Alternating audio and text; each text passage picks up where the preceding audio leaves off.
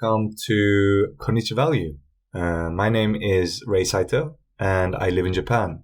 And I have a super big interest in stocks and value investing, and especially in the Japanese stock markets, because it's one of the most undervalued stock markets in the world, and it's definitely not being covered enough, especially by people who speak English, like me.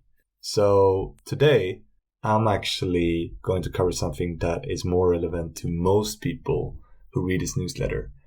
And that is how, as a casual investor, can you get exposure to the Japanese stock market? You see, it's usually very hard to invest directly in Japanese stocks if you don't live here or have a very specific broker, because most stockbrokers don't cover the Japanese market, individual stocks. So I still have good news for you though, because almost all stockbrokers enable you to invest in the two biggest indexes in Japan, the Nikkei 225 and the Topix. And so today I'm going to cover which of these two indexes should you invest in. It's actually not as easy as it sounds because they are very different. But at its core, the Nikkei 225 kind of represents the US Dow Jones, and the Topix is more a representation of the S&P 500. But if you go into the nitty-gritty of things, basically the Nikkei 225 is an average index of the 225 largest companies in Japan. And it's named after the Nihon Keizai Shimbun, or Japanese economic newspaper, also commonly known as, you guessed it, Nikkei. The cool thing is that the Nikkei is actually the oldest stock index in all of Asia.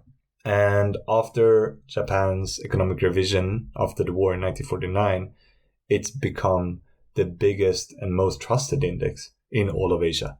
The interesting thing about the Nikkei 225 is that its weight is not based on the company's market valuation. It's actually solely based on the stock price.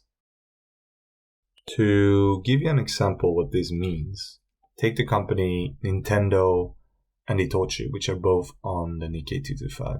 So Itochu is a much bigger company than Nintendo in terms of market valuation, but Nintendo's stock price is at 56,000 yen, while Itochu's stock price is at around 3,500 yen. That means that in the Nikkei 225's average index, the Nintendo stock has a much bigger effect than Itochu, even though Itochu is a much bigger company.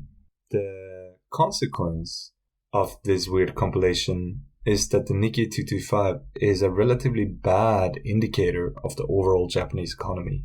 Another consequence of this weighing method is that it usually weighs stocks in the Japanese tech sector higher than other sectors. This is because when you have a high price as a stock, it usually means that you have grown very fast, very quickly. And most of the stocks that have done that in Japan are tech stocks. So even though there are massive companies like Itochu, it's not valued at all as much as companies like Rakuten or Nintendo. So what about the Topix index? Well, actually, the Topix index was created in 1985 to more accurately follow the performance of the Japanese economy compared to the Nikkei 225. So first of all, the Topix is doing some really weird, complicated calculations to get a really good indication of the entire Japanese stock market. There's also no limit to how many stocks there are, but usually if you buy an index fund that's based on the Topix index, it's usually called Topix 1000, 500, or even 100 or 20. That means that you're buying the 1,000 or 500 or 100 biggest companies in the Topix index, no matter the industry. But because in the way the Topix is set up, you are assured that whatever index you choose that follow the Topix main index, you will get a fair share of companies from all big sectors in the Japanese stock market. So in conclusion, what am I trying to say here? Which index should you invest in? Well, the Topix represents the Japanese stock market better, and usually it has lower fund management fees, even though the Nikkei 225 funds are also very low. However, with that said, the Nikkei, as I said before, represents more tech stocks in Japan or faster growing companies. So in a way, even though it doesn't fully represent the Japanese stock market, it might actually be a better performing index if you believe in tech, which, to be fair, a lot of people do. So it's a hard one, but I'll say either Topix or Nikkei are really good ways to get exposure to the overall Japanese economy. If you really need to choose, I would choose the Topix. But if you only, let's say, have the Nikkei as an option of your stockbroker, I'd still go for Nikkei. It's a great index. It's very trusted. A lot of big investors has the Nikkei index as one of their main exposures to Japan. So you can't really go wrong with either one.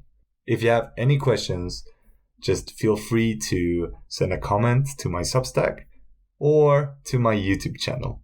Thank you. Bye-bye.